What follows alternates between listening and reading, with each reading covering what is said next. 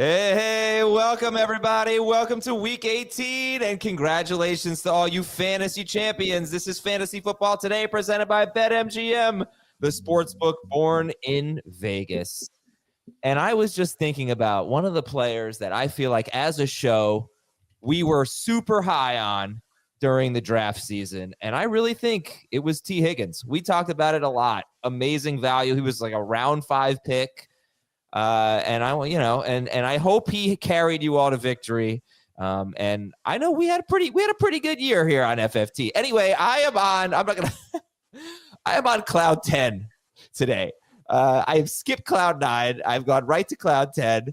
I have beamed up to cloud 10. I just got to tell you guys, I had the best fantasy year of my life. So I am fired up. Hey, your life? Yeah, this was the best year because I didn't even realize. I mean, I knew I had a chance, but not until last night when Goff and Gibbs went off. I won the 14-team flex league. So 12 leagues. I won 4 of them. And yeah, I'm pretty fired up. And there's one other that I'd like to talk about. But how did you guys do? Go ahead, Dave. Made the finals in 4 of my leagues. Won 3 of the 4. Let me tell you about the one that I didn't win, though. Started the Colts DST. 0. On my bench, Eagles DST, 21 points. I lost by 20. Producer Jack. So if anybody out there complaining about the Colts DST and where I had them ranked, which was number 1, and you're complaining about it to me, I'm with you all the way. Huge whiff by me. Wish I had the Eagles in my lineup. Otherwise, it would have been 4 for 4. Jamie, how'd you do? I won 7 of 8. Woo! 7 of 8 finals. Wow, 7 of 8 finals. 29 redraft leagues, so not the best percentage, but happy. I won our big office league, which is I think it's 22 teams now. So I was happy about that. Never won that one. Been in that one a long time. Yeah. And oh my gosh, won a dynasty league I joined last year. So I talked to the commissioner, saw him over the weekend, and another guy in the league. And he said, "Oh, you're in the finals. You're in finals, huh?" And I said, "Yeah." And so then they turn to each other and go, I told you not to let him in." I was happy with that moment. And then all 3 father-son leagues we won. So that was fun. Wow. All right. So is that really you that won those father-son leagues, or are we just going to give credit? The 6-year-old one, which is non-PPR, we Jonathan tailored our way through the final 3 games. Yes, he carried us, and non-PPR was huge. One in the game where Jalen Hurts got hurt. Had to replace Jalen Hurts with Bo Nix. So start of the week carried us to a victory. And the other 2, both of them, Trey McBride, huge games. They both drafted Trey McBride on my recommendation, but they drafted him. And my 10-year-old Eli, ridiculous draft. 14-team league just loaded, and my 12-year-old Ronan, he drafted and did most of it by himself. I'd also like to give a shout out to my son Ryan, who finished 42nd in the Scott Fish Bowl. That's amazing. 42nd out of 4,000 whatever teams that's in the Fish Bowl. Pretty proud of the kid. He was pretty disappointed. Remember, in the Fish Bowl, the final, there's 50 teams, and only 1 team can win. It's whoever scores the most points plus has the highest average going in. And he did better. I'm looking at the rankings now, or the results, I should say. I don't know how many analysts were ahead of him. A couple were. But he was ahead of some pretty heavy hitters that also made the finals. So proud of the kid. Yeah, that's awesome. And you know what? There were, on Sunday night, I thought I was going to go 2-2. I'd like to tell a little story here.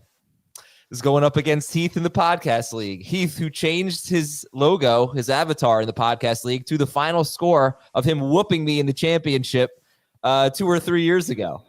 And you know what? I'm just going to tell you what happened. I'm going to put up a screenshot, and I wrote a little song about it. All right. So, Dave, did you bring your accordion by any chance? Yes, of course. I always have my accordion. All right. Well, here we go. Sing along if you'd like. When you need 33 to win in fantasy, Brock Purdy. When you're losing to Heath in the old podcast league, that's Brock Purdy. Debo, Garendo, and Pearsall. Yes, I know this song's nerdy. Interceptions almost cost me, but that's Brock Purdy. Yes, I beat you, Heath. You thought you had it, but I Brock Purdy'd you, and I win. All right, that's it. Let's get on. You sacrificed Brock Purdy's elbow to win the game. Yeah, I wasn't too disappointed when he left at the end. I feel bad saying that. And I got to give a big shout out to the Lipkins on team Like a Good Neighbors, who rode Malik Neighbors and his 36.1 fantasy points to a win in the FFT Open. So the Lipkins win it. I think brothers, I'm not sure. Like a Good Neighbors, and that is out of the Stamful division. They are the FFT Open champions. That is freaking awesome. They had Jaden Daniels, Saquon Barkley, Jameer Gibbs, Malik Neighbors, Adam Thielen, Jonnu Smith, and they survived a 1.5-point dud from Terry McLaurin to win the FFT Open. Very cool stuff. All right, thank you for indulging, and let's get on with the show. We're going to talk waiver wire for Week 18. We're going to play Who Has More. Yeah, at the end. Yeah, baby. And Jamie, didn't you think we were done with that game?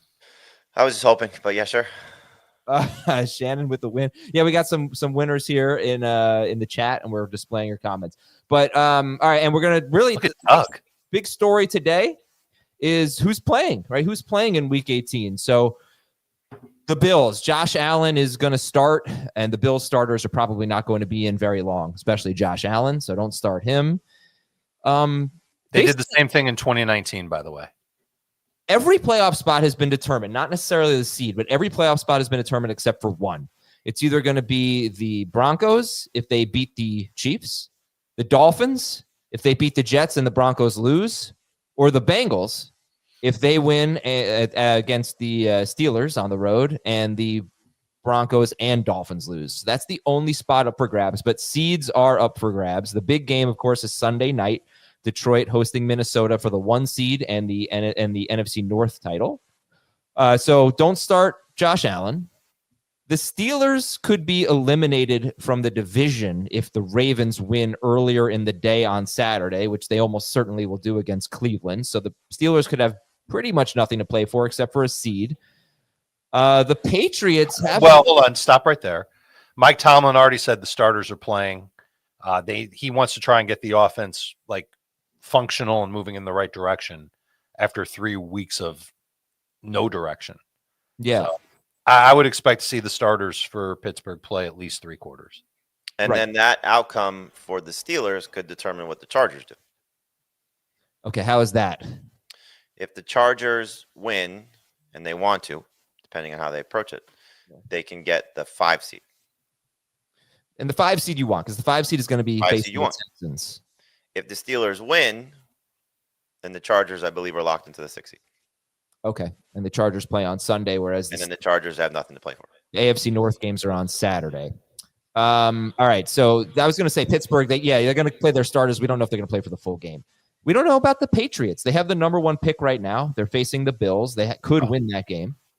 So we don't know about what they're going to do. Well, they should take a long look at Joe Milton at quarterback is what they should do. Yeah. The Commanders say they're going to play their starters. They're at Dallas. The Texans want to play their starters. Again, we don't know how long they're going to do it. The Panthers are going to play their starters. You figure most of the teams that are eliminated are going to play their starters. Maybe not injured guys. Right. Did you see that the Titans are going to use both quarterbacks? Titans are going to use both quarterbacks. Okay. We don't know about their running backs right now. Both Pollard and Spears could play or could be out. Spears looks like he's not going to play. Pollard looks like he is going to play. They originally said Spears was out, and then they changed their tune. Right. But they're still, I think, a little pessimistic on it. All healthy veterans will play for the Bears. I don't know what that means. Does that mean Caleb Williams is not playing? They're at Green Bay. And Aaron Rodgers is going to start for the Jets. And what am I missing? I mean, the Packers. The Rams is the biggest one. So the Rams is the biggest unknown for us right now. So wow. The track record for Sean McVay is to sit these guys in these spots, but they still have the opportunity if they want to try and get the 3 seed as opposed to being locked into the 4 seed. So if they win and the Bucks lose, they would be the 3 seed. 3 seed would be facing likely the Commanders. Commanders if they win. Otherwise, if the Commanders lose and the Packers win, then they're playing the Packers. So the 6 and the 7 is still undecided in the NFC. No one wants to be the 4 seed because then you're taking on the loser of the last game of the year between Minnesota and Detroit. Right. So that could be incentive for the Rams to try and win. But Sean McVay was faced with the same situation in 2019, I believe. Oh, 3 times. 20. But the 3 and the 4, he was faced with this decision before. Okay. And he decided to rest his guys. So the typical MO for him is to rest in this spot. And so 3, 4, he knows he's playing at home. I guess he's not going to necessarily approach it with a must-win mentality. So that's the one I think. The Chargers, I think, could be determined by what happens with the Steelers. So it's a little bit of up in the air. The Rams, until Sean McVay says anything, we don't really know. You said the Texans, they're going to play. The Steelers, as of now, they're going to play. Packers. The Packers and the Commanders, as of now, are going to play. Again, I think you said it best. We just don't know how long they're going to play these guys. Right. You know, could be half. Could be the Dan Campbell mentality of just go out and play and see what happens. So there's a lot to be determined here for anybody that's still playing for something. And obviously, if there's some DFS interest, you could either get really lucky or you can get really screwed by depending on how you view these guys. So as we'll talk about, the quarterbacks I think are easy to avoid.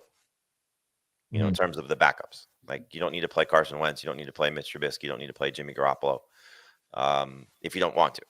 You can if you want to take some swings at fences, just in terms of their situations. But, those guys are playing with some backup offensive linemen and some backup receivers. So it's very, very risky. The other situations I think are a little bit different. Like the running backs, I would trust a little bit more so than the quarterbacks in some of the backups. Like Ray Davis could be a monster.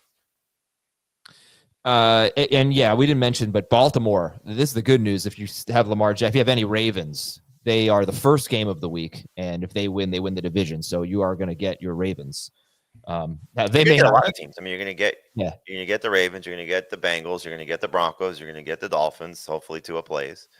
Not that really mattered for the skills players so much. I guess Devon Achane was bad.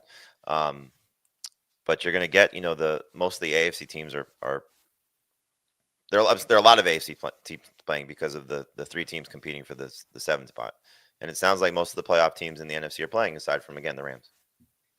Yeah, and the Broncos are going to be playing most likely against Chiefs backups. So that could be a very fruitful day for them. All right. If you have not voted for us, please do so. Go to sportspodcastgroup.com and vote for fantasy football today.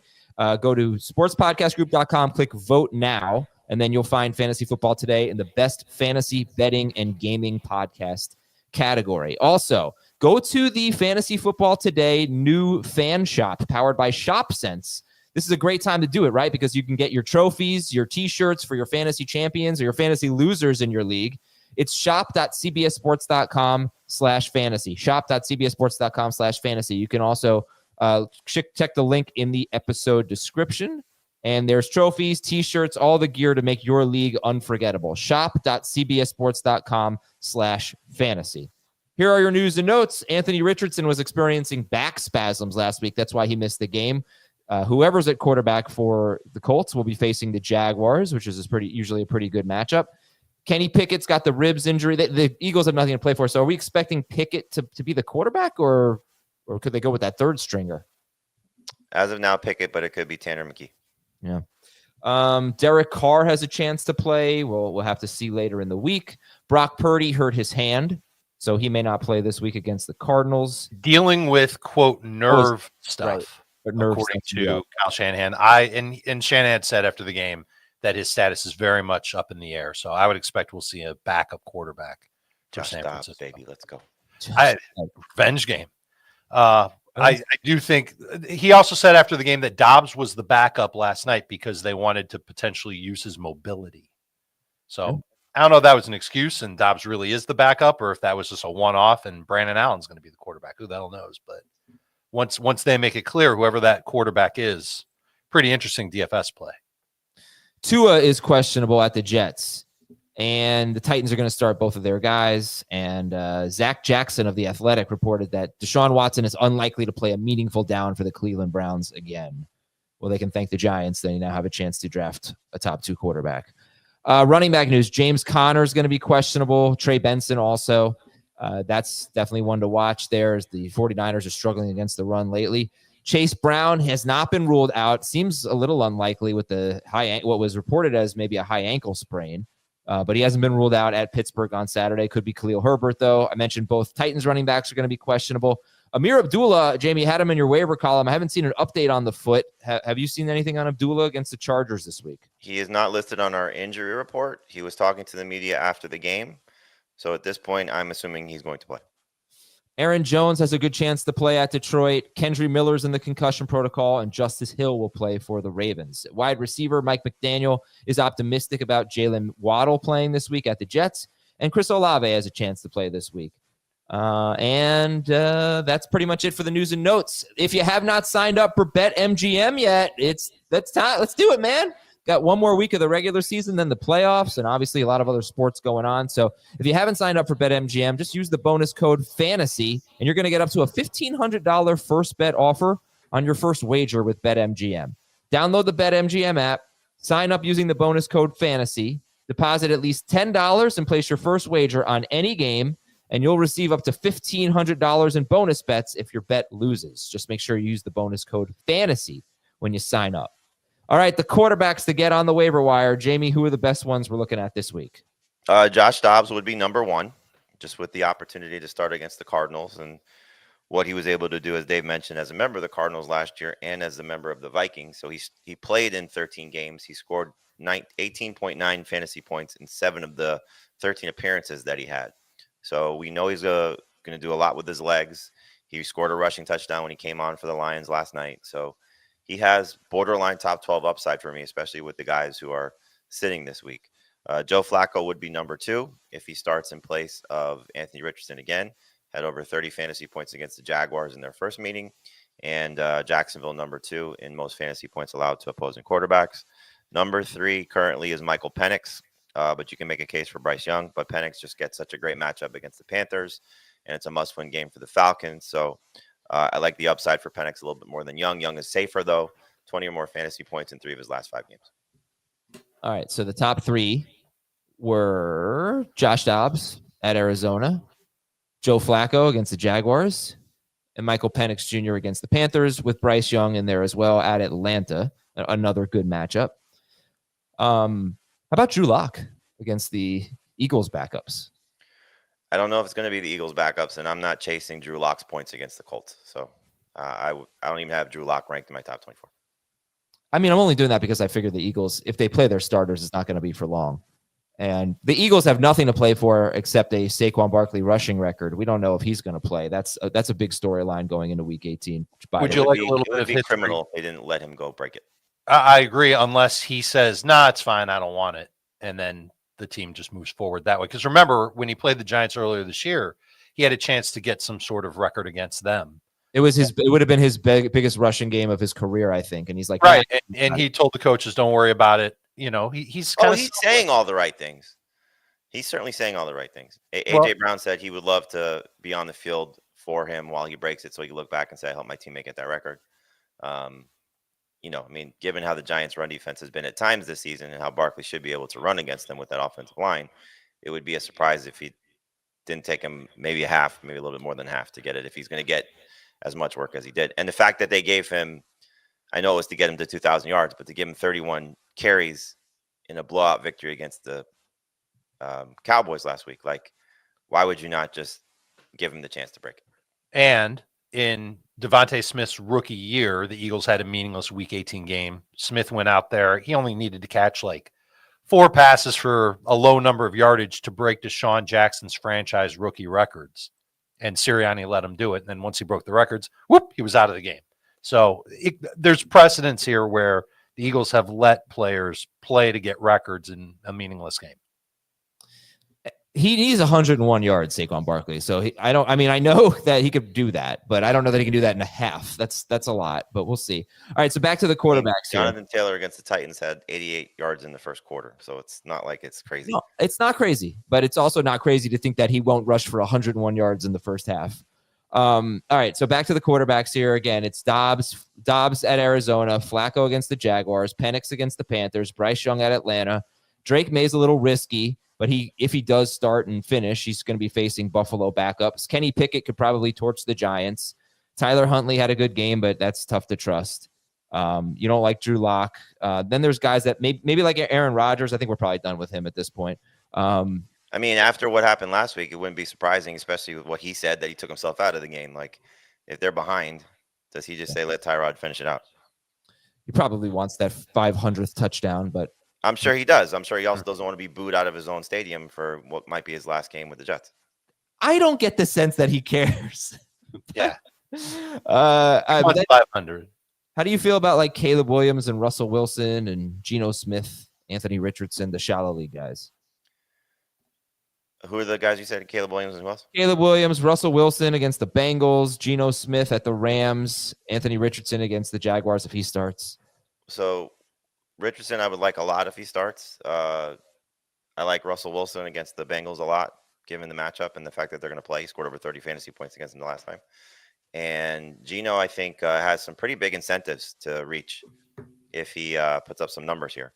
So against Rams backups, I like all three of the guys not named Caleb Williams as top 12 quarterbacks this week if Richardson plays. Okay. Dave, anything to add on the quarterbacks? No, with Geno against the Rams, if the Rams are going to rest their guys, then it just makes the matchup easier. Could be just an absolute smash spot for Seattle. All right, let's take a break. We'll come back and we'll talk about the best running backs. Actually, pretty darn interesting group of running backs to get this week off the waiver wire. We'll be right back on Fantasy Football Today. If you love football, this is the best time of the year. This is as big as it gets. The stuff of absolute dreams. So here's what Geno Smith needs if you want to know. $2 million if he surpasses his career high in passing yards, passing touchdowns, completion percentage, passer rating, and either 10 wins or a playoff berth. He's not going to get the playoff berth, but he has a chance to get $6 million on 3 incentives. So, so he could 186 passing yards for his career high, one more win to get to 10 wins, and he's over 70% completion percentage right now. So, I'm going to guess he has a chance for a pretty big game here. Oh man, his career high completion percentage is 69.8. Right now he's at 70.2. He should definitely get the yards. You're see him dink and dunk. Yeah, JSN may get ready for about 50 targets in the game. That's really funny. All right, to the running backs. If you can get J.K. Dobbins in shallow leagues, Jalen Warren, Amir Abdullah, 2 of those guys, we don't know how much they're going to play, but we could know the Chargers' incentives based on what the Steelers do on Saturday, as Jamie laid out earlier.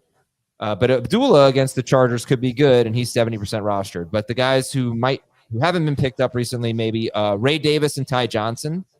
Ray Davis being your number 1 guy, Jamie? Yeah, I always group the guys together, so we could see a little bit of both. I would hope what Ray Davis did the last time he got a chance to start, the one game James Cook missed, it was over 20 PPR points for Davis. So there's that potential again, but he's playing with backups and backup offensive linemen, so just keep that in mind. But so could the Patriots. Right, and we don't know that he would get all the work. I mean, they might be like, he's our number 2 guy. We don't want to get him hurt. But Khalil Herbert, how do you think he'll do at Pittsburgh?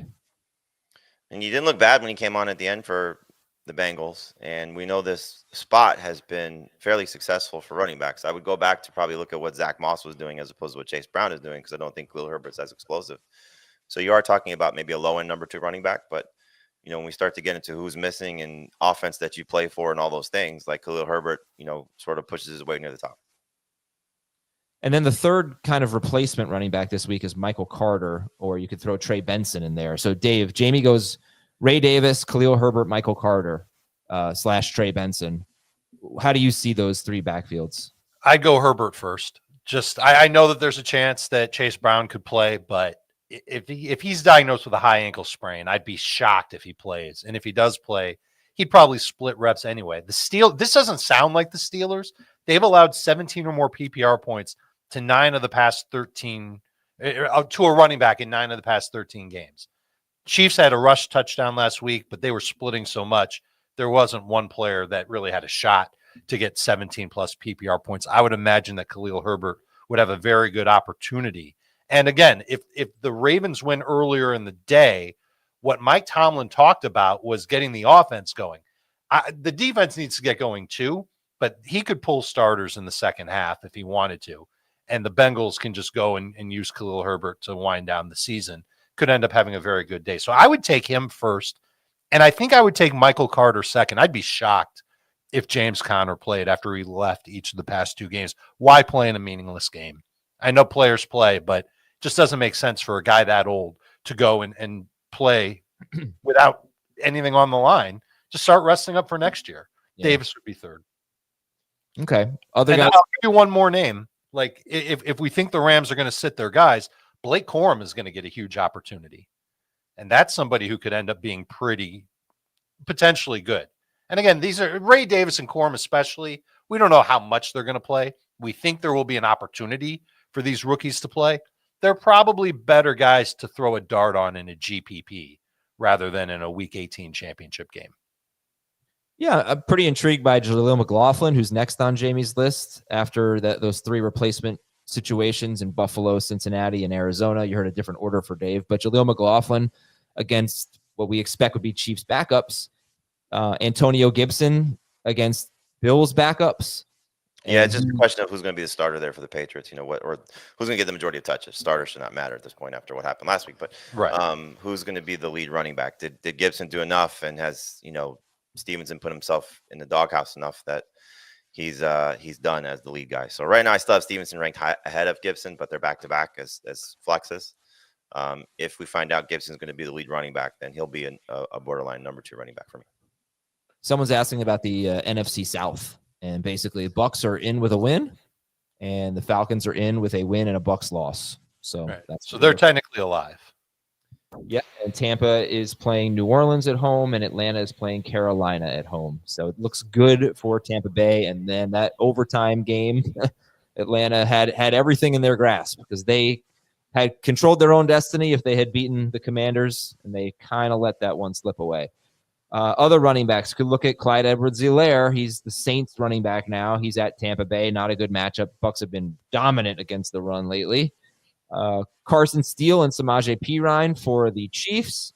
It's funny, Deontay Foreman, it just looks like he's probably going to be the starter. We don't know about Jerome Ford, but Ford he didn't make it through the game, and it's just a terrible matchup for Deontay Foreman against the Ravens, who need to win. And then Justice Hill is back. The Browns have not allowed more than 25 receiving yards to a running back since week 7. It's one thing that they're doing well. The Panthers running backs, there was a mess last week, but Miles Sanders could be back. Raheem Blackshear, they're at Atlanta. Kenneth Gainwell, maybe the Eagles can sign Boston Scott for this game. Kenneth Gainwell against the Giants. Emmanuel Wilson against the Bears. Again, we don't know what the Packers are going to do with their starters. And Chris Rodriguez Jr. for the Commanders at Dallas. So I just want to go through the NFC scenarios one more time with the seeding here.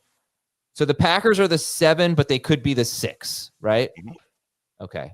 They can't be the 5. The 5 will be the loser of the Sunday night game. Correct. The 1 will be the winner.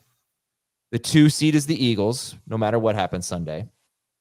And then the 3-4 is either going to be so if the Rams win, they're the 3 seed, which is what they want to be. They want to face the 6, not the 5. They don't want to face the Vikings or the Lions. And if the Rams lose and the Bucs win, then the Bucs are the 3 and the Rams are the 4? Correct. But there's no scenario where the Falcons are 2 games back of the Rams. So the Rams. If the Bucs lose, the Rams are the 3. Okay. And what time are those games? Rams are at 4. Yeah, they're both going to be the Rams are definitely at 4. The Bucs are at 1. Okay. So that's interesting, right? So if the Bucs somehow lose to the Saints, right, they're locked in. Yeah, Rams are locked. Right. So if the Rams are waiting out the outcome, that could determine what they do as well. So if the Bucs win and they're preparing to play, then they may play. Yeah. Well, I think the Bucks are going to win. I think the Bucks are going to win too. Wide Although receiver. it gets a little more interesting if Carr and Olave and Kamara play. It's 100% true, right? Yeah, that'd be so interesting. Wide receivers. Oh man, are the Falcons fans rooting for that? They are rooting for that. The trio. It's funny to have a starting. They reportedly sent all their Toradol to New Orleans. All right. Do they have Marshawn Lattimore back for one game? Yeah, right. Can Mike Evans have a good game against the Saints? Because even in the games that Lattimore's missed, he hasn't been good. Yeah. Well, you know, it's funny. So I'm writing the all fantasy teams, the all rookie team, the all bust team once the season's over, and I started putting the list together yesterday, and I was like, it's really hard to keep Mike Evans off the list, despite the fact that he missed time. And same with Puka. Like their points per game are so good. So yeah, we'll see how they do one more game. At least for Evans. Puka may not play, but they're not on the first team, but they both made the third team. Yeah, and you know Evans is getting at least 85 yards. That's right. Oh, yeah, big time. All right, check to see if Michael Pittman.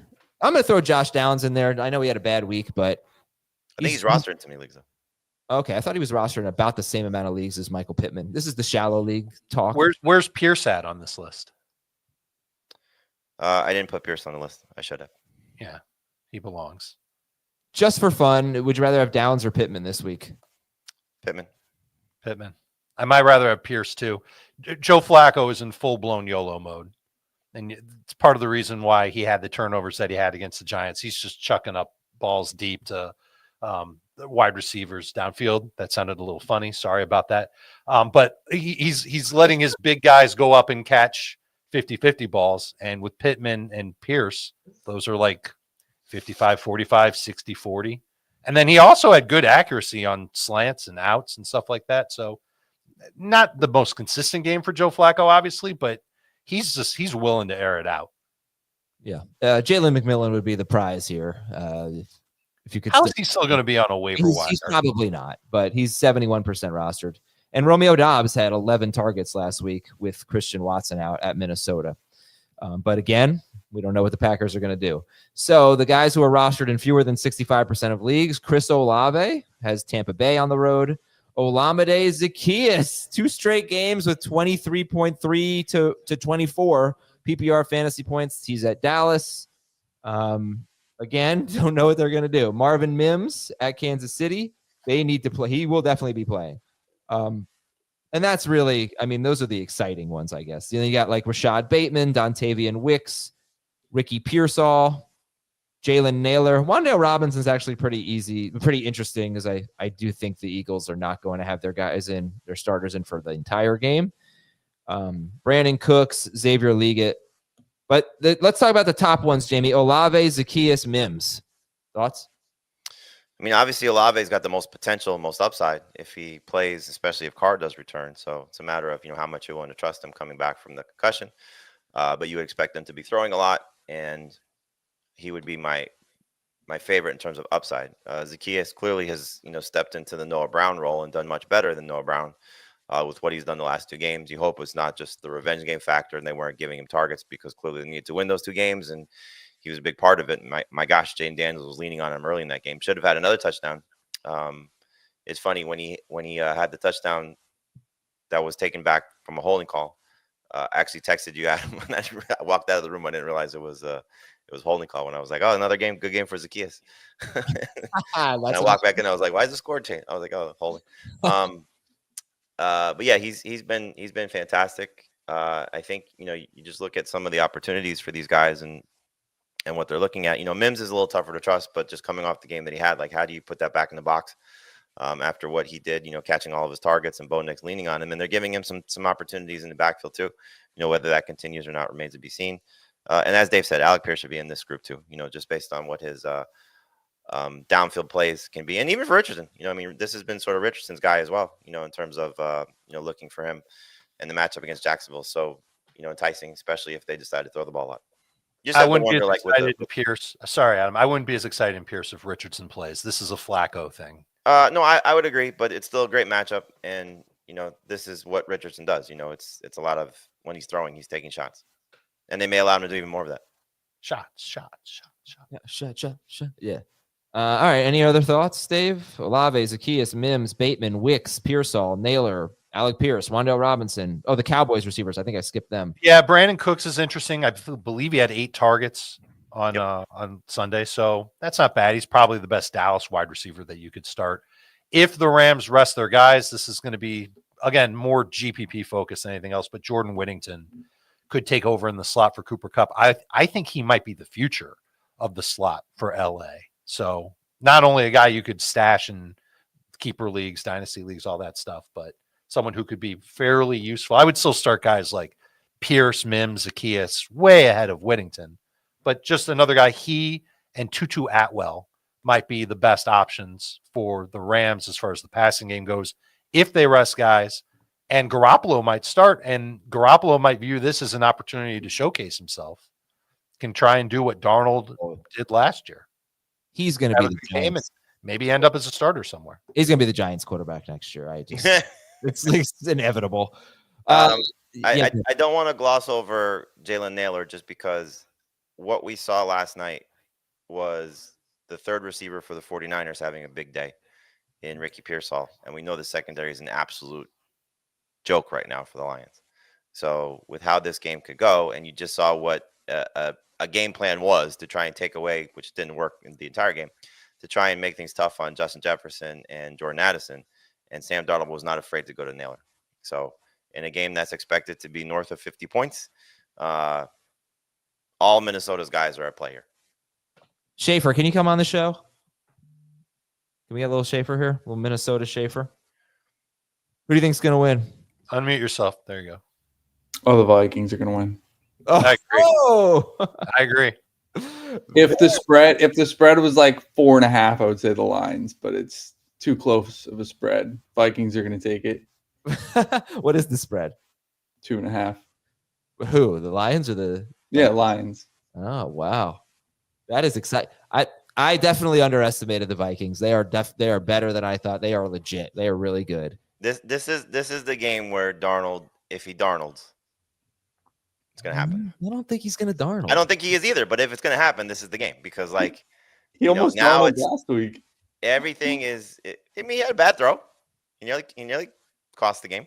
He'll make a mistake. Yeah, he'll make a mistake, but not hopefully not more than one. Man, it's just a shame for the Lions. Like I don't know why. I just have a soft spot in my heart for them, and We their all do. defense just. Thomas doesn't. Yeah, I know. We don't have a Super Bowl either. The Bills don't have a Super Bowl. There's a lot of teams that don't have Super Bowls. I don't know what it is. Yeah, I don't care about I don't care about the Vikings. Like whatever. Nah. I was a Vikings fan a few years ago, if you recall. Wish I had. I don't remember. I remember you being a Jags fan. Oh, he's been a Jaguars fan, a Vikings fan, an Eagles fan. Can I tell Anything you? to keep from The actually worst being is a when he was an Giants Eagles fan. Like as a Giants fan, his whole life being an Eagles fan, that was the worst. Yeah. I mean, why not root for the Cowboys next? I was thinking about calls that I've made because people love to kill me for all my calls, like the Lamar Jackson MVP thing. A few years ago, or the year before they got Trevor Lawrence, I said the Jaguars were going to go 0-16. Do you remember that? I was convinced. Do you remember what happened? They won week 1. And I got They beat the Colts, destroyed. yeah. And they went 1-15. I don't know what I thought about that, but I'll always love the Jaguars for that. All right, we're going to take a break, come back and talk about tight ends. Is it going to be Okonkwo again, getting you to a Week 18 championship? We'll be right back on Fantasy Football Today.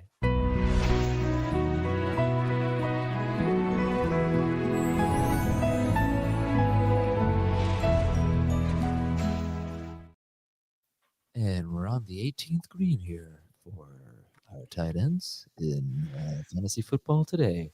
All right, another Masters promo for those of you who aren't watching and wondering why I'm talking like this. Jamie, I have a question for you. Why is Chig Okonkwo last on your waiver wire priorities for the tight ends and not first? Because they may have 2 quarterbacks and one doesn't seem to like his tight end as much as the other one does. So if honestly, like the tired Titans passing game, I would like to avoid if they're going to play both guys. Interesting. All right, so you'd rather have Gesicki. So yeah, I take a little bit of a different take than Dave has. I do agree that Khalil Herbert should be added, but this run game could be terrible for Cincinnati if the Steelers do play their guys and the defense holds up. And that's kind of what we saw, that they couldn't run the ball against Denver very well. and Gesicki had a big game. Obviously, the receivers were they were trying to take away the receiver, so you saw Gesicki involved in the short passing game. But I think that could happen again. So when there's a mess with those guys at the bottom, like the game he just had and how successful he was, I wouldn't be surprised if he's their run game, essentially. Yeah. You'll see in the stats that the Steelers have allowed some pretty big numbers to tight ends over their last 4 games, but it's all big name tight ends, or at least in the case of the Ravens, they had 2 guys. It was Andrews and Isaiah Likely had a touchdown. I don't know if I can put Gesicki in the same box as those guys. And I'm a little bit nervous about trusting Gesicki to have the exact same type of target volume that he had. He's close. I think he is going to be a top 12 tight end for me this week, but I might rather go Okonkwo even with the quarterback snafu in Tennessee. All right, so Jamie's top 4. Well, first of all, you can look for Kyle Pitts or Hunter Henry. Pitts would be pretty interesting. Let's not forget the Texans are getting healthy on defense, and they want to show that they actually can play football again. Yeah, and that would be Okonkwo's matchup. Yeah. So you could look for Pitts or Henry, but the top 4 that are not rostered in a lot of leagues are Gesicki for Jamie, Dalton Schultz, Juwan Johnson, and Chigo Okonkwo. Dave, how would you rank it? It's going to be Okonkwo. This is how I have it now in PPR. Okonkwo, Schultz, Gesicki, and Juwan Johnson's dead last. Okay. So you just have more faith in Okonkwo, regardless of the quarterback situation. I mean, the coach, who's also the play caller, really went out of his way to compliment Okonkwo after, I guess it was Monday that he did it. And this is, if they don't have a run game, this is their plan B, is to just throw short passes to Okonkwo. Okay. And do you like Kyle Pitts better than your favorite waiver wire tight end? No, I like these guys all better than Pitts. Maybe better than Juwan Johnson. Johnson's going to kind of hinge on what's happening with the Saints receivers, but he had a nice game against the Raiders. What about Hunter Henry versus your favorite waiver wire guy? Henry is behind Gesicki and behind Okonkwo and behind. He's like right there. I mean, they're all behind Schultz. They're all like top 12 guys. Why is Dave wearing a Michael Pittman shirt? Who has a Michael Pittman shirt? This was my Halloween costume, and Pittman just had a great game on Sunday. So, okay. It's also laundry day at the Richard house. DSTs. The Seahawks are at the Rams. This could definitely be dependent on the situation here. The Texans are at the Titans. They're getting Azeez Al-Shire back. You know, I already sang my one song for the day, but I also, just so everybody knows, I wrote a song in the tune of Hot to Go about Henry To'o. Henry To'o. And it had to do with Azeez Al-Shire. But I'm not going to sing that one. I decided no. The Commanders at Dallas. That could be a good one. This is kind of a weird week. I mean, a lot of the DSTs are rostered, but you may find some on waivers that are just check our rankings. There's some really good matchups. And kicker streamers: Will Lutz against the Chiefs, Zane Gonzalez at Dallas, Will Reichard at Detroit. I like Will Reichard a lot. I mean, he's good. It's going to be a high-scoring game. Didn't he miss 2 field goals? Did he? Weren't they long though? He doinked 1. He may have missed 2. And it's funny because like you see what happened with Jake Moody last night. The Lions are, statistically one of the better teams against opposing kickers, but that's just there's no way to qualify that. He made a 25-yarder and a 50-yarder. He missed 1 from 57. He missed 1 from 43. He's scored double-digit points in. Oh yeah, I mean it's going to be a high-scoring game. Lots of opportunities. Reichard should at least hit 2 field goals and get like 3 extra points. I promised people some 2024 talk on every show this week, and I sort of forgot about that for this episode. But we've been doing 2024 talk the entire time. Yeah, man, we've really come through on that promise for like the last 2025 talk. Someone asked in the chat, who are your top 3 overall players for 2025? Honestly, I have not thought about it yet. I've been so locked into the season. Jamar Chase, Saquon Barkley, and Bijan Robinson in some order.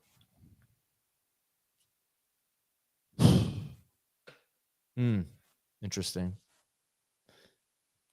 Definitely Bijan up there for me. Barkley, I'm not sure. I'm not sure about top 3. Like, probably. Off the top of your head, who would you put up there against Saquon? Jefferson is fourth, so Yeah, those are the top four. Jefferson's really interesting. I think Oh boy. that Nico Collins is not going to be a top 3 pick, but there's going to be a great case to be made for Nico Collins because I don't think Diggs is going to be back, and I don't care if he is. Like Nico Collins has a chance to have number 1 wide receiver overall production. I don't know why he slumped so much at the end. Just Stroud's been so bad, but like they upgrade their offensive line. Look, I think Jamie's 3 makes sense, but Barkley's kind of old to be a number 1 running back. I would have Bijan over Barkley. And he doesn't catch that many passes either.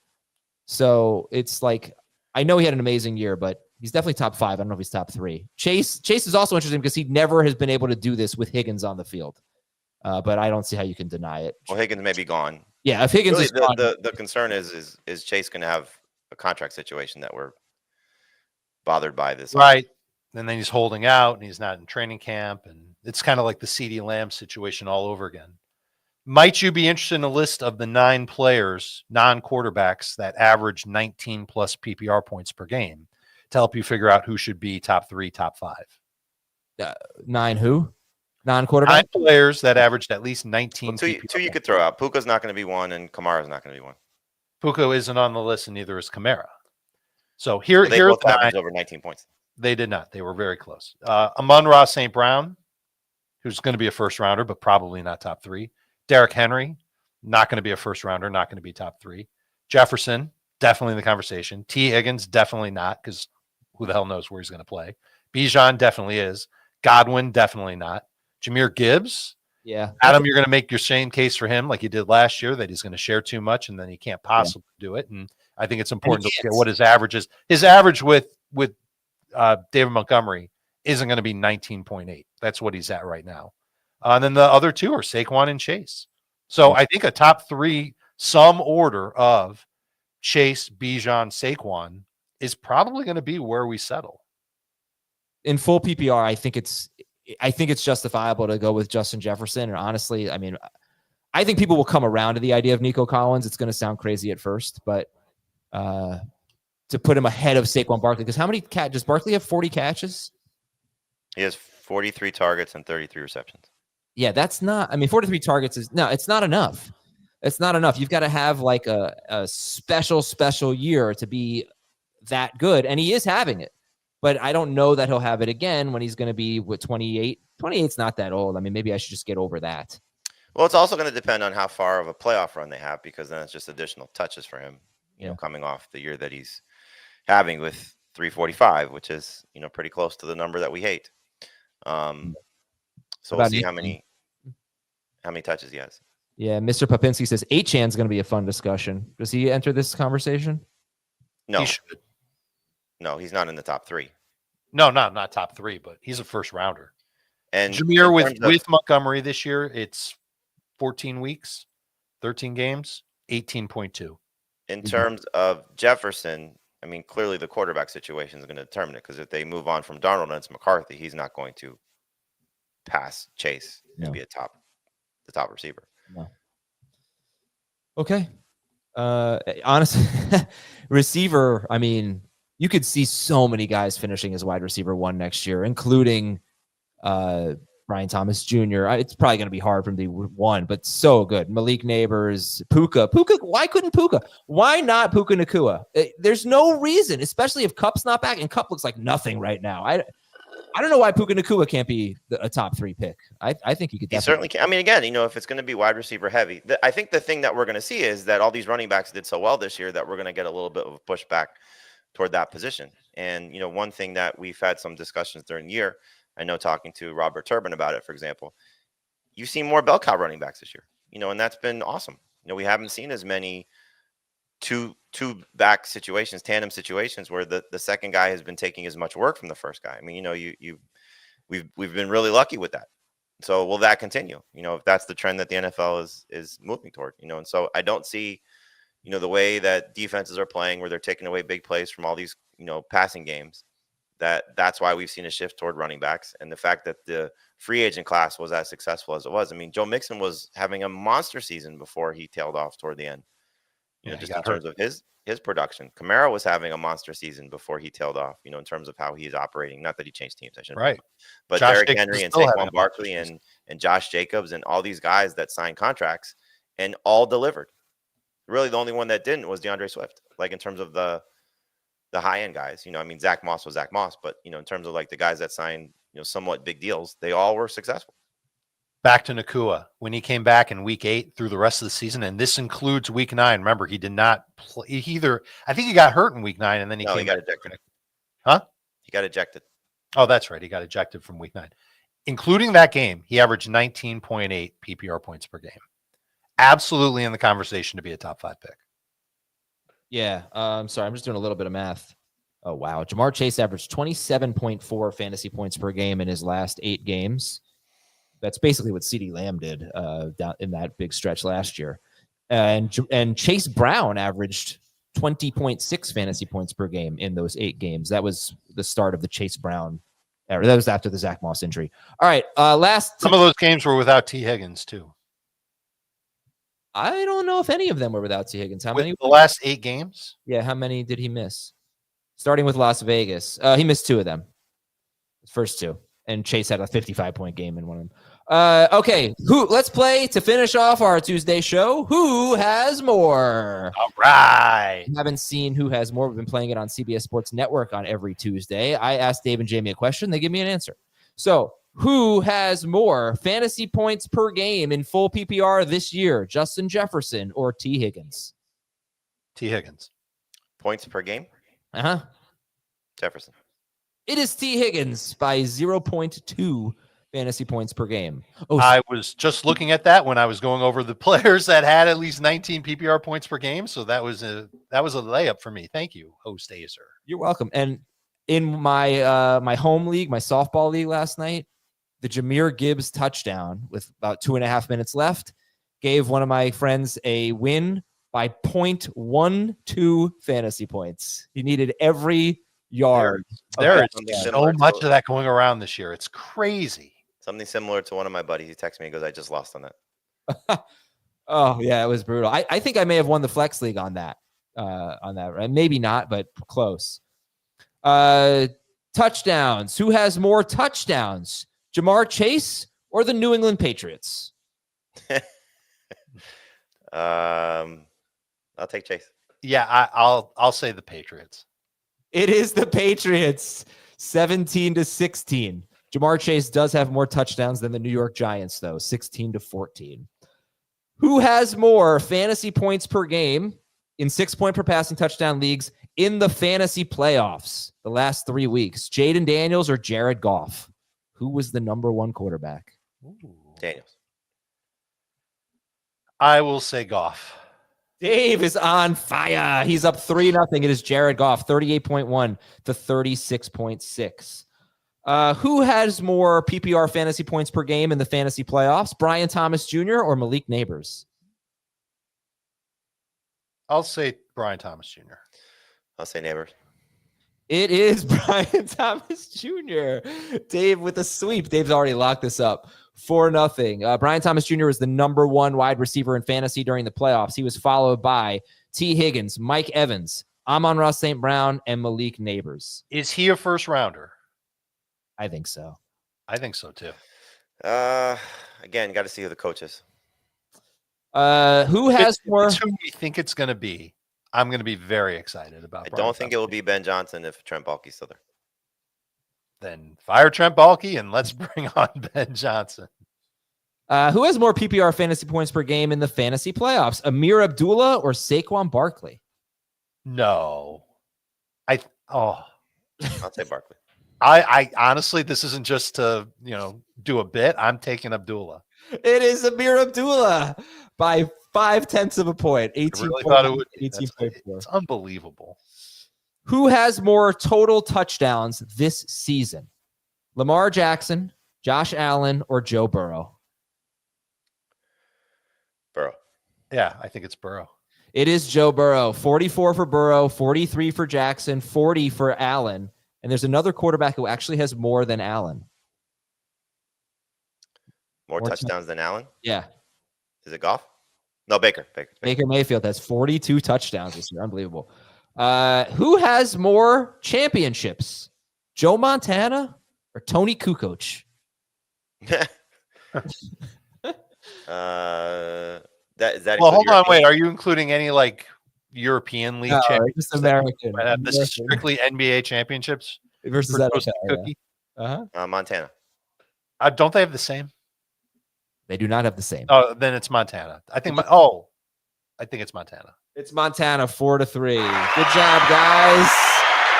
I was trying to find LeBron has 4. How many does LeBron have? No, he has more. LeBron has 1 with the Lakers, 2 with the Heat, 1 with the Cavs. He has 4. Yeah. And Kukoc just has the 3 with the Bulls, right? Yeah. 3 for him. Montana with 4. You would know. You would think that I would know that, Adam. I was trying to think if Kukoc signed somewhere else and won a championship. I don't think he ever did. He play with anybody else? I don't know, but I just looked on Wikipedia, most championships. Kukoc Why do I think he played with the Bucks? No. Bill Russell has 11. I think Yogi Berra has 10. I don't know if anyone in football has anything close to that. But that's got 7. Brady's got 7. Yeah, Brady has the most, 7. I know he had the most Super Bowls, but I forgot. Even before Super Bowl era, I think Brady still has the most. How many does Robert Horry have? Doesn't he have 8 or something? I think it's 6. Robert Horry rings. He has 7. 2 with Houston, 3 with the Lakers, 2 with the Spurs. Man, Kukoc played with the Sixers, the Hawks, and the Bucks. That's as many teams. Oh, that's almost as many teams. I don't even know if I can pronounce this team. The first pro team that he was with. I'll put it in the chat. Jamie, feel free to try and pronounce that one. Hugo Plastica. Yeah. There you go. Sure. Well, congratulations, folks. And we'll talk to you tomorrow with tough calls for Week 18 and some more 2025 rankings. See you later.